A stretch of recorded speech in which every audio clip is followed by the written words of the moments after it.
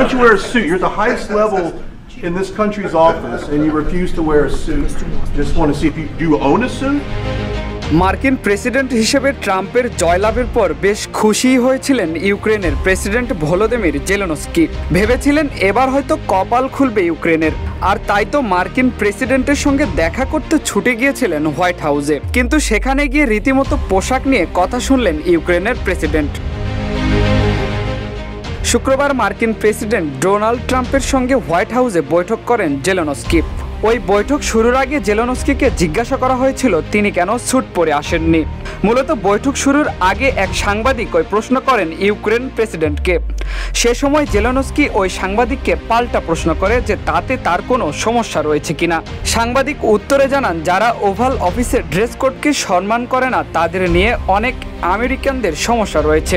দেশ জুড়ে তোলপাড় ওয়ালটন ফ্রিজ কিনে আপনিও হয়ে যেতে পারেন মিলেনিয়ার।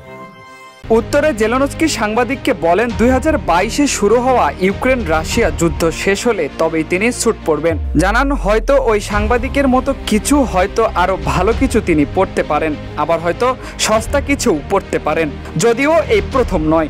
এর আগেও একাধিক গুরুত্বপূর্ণ বৈঠকে নিজের চিরাচরিত পোশাকে দেখা গিয়েছে ইউক্রেন প্রেসিডেন্টকে। ফেরদৌস প্রামাণিক, নিউজ ডেস্ক, ইত্তেফাক।